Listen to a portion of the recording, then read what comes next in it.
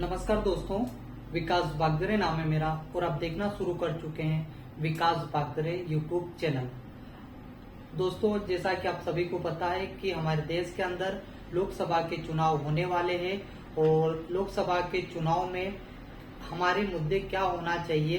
तो आम जनता आज दो भागों में बंट चुकी है, या तो भारतीय जनता पार्टी वाले ग्रुप में या कांग्रेस पार्टी वाले ग्रुप में।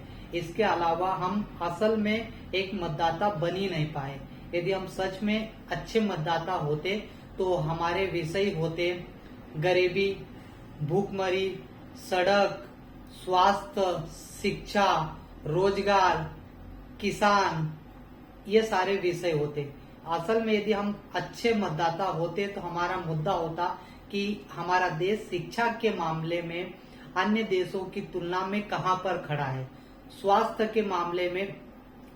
के मामले में कोरोना जैसी महामारी आने के बाद भी हम अच्छे नागरिक नहीं बन पा रहे, अच्छे मतदाता नहीं बन पा रहे।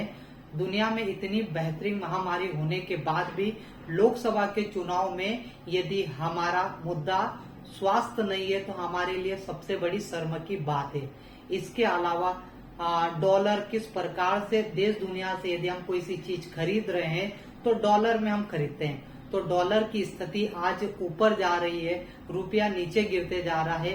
तो इस विषय पर हमारे देश के अंदर चर्चा होनी चाहिए।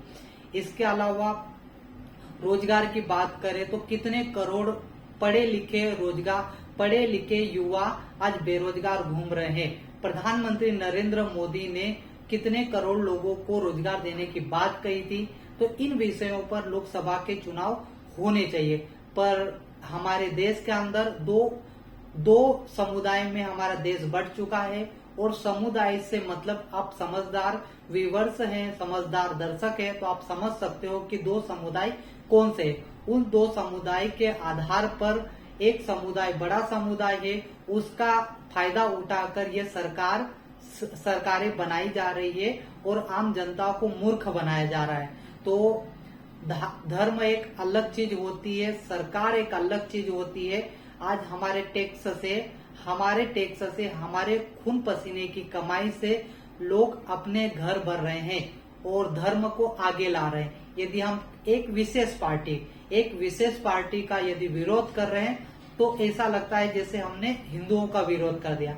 आप समझदार है मैं किसकी बात कर रहा हूं। तो देश के अंदर ऐसा माहौल बनाया गया, और विपक्ष पार्टी के आप आजकल टीवियों में देख रहे होंगे, विपक्ष पार्टी के नेताओं को आज ईडी, सीबीआई, दुनिया भर की एजेंसियां गिरफ्तार कर रही। तो मेरा सिर्फ और सिर्फ एक सवाल है, क्या विपक्ष में बैठे लोग ही भ्रष्ट है? सरकार में बैठे हुए लोग दूध के धुले हुए हैं क्या? ये सब ईमानदार लोग हैं सरकार में बैठे हुए, और विपक्ष में लोग सब भ्रष्ट है। तो ऐसा नहीं है। ये धर्म का जो चादर ओढ़ के जो उसके पीछे जो कांड कर रहे हैं, इसको हमें समझना होगा, और लोकसभा के चुनाव में बढ़ चढ़कर हिस्सा लेकर एक अच्छी सरकार बनानी पड़ेगी। और सरकार कोई सी भी हो, उसकी हमें टांग खींचते रहना पड़ेगा। हम किसी भी पार्टी का सपोर्ट नहीं कर रहे हैं, पर हम अच्छे मतदाता बनने की कोशिश करें और हमारे असल मुद्दे क्या होना चाहिए उन पर ध्यान दें। तो आप सभी समझदार लोगों को मेरा नमस्कार। जय हिंद, जय भारत।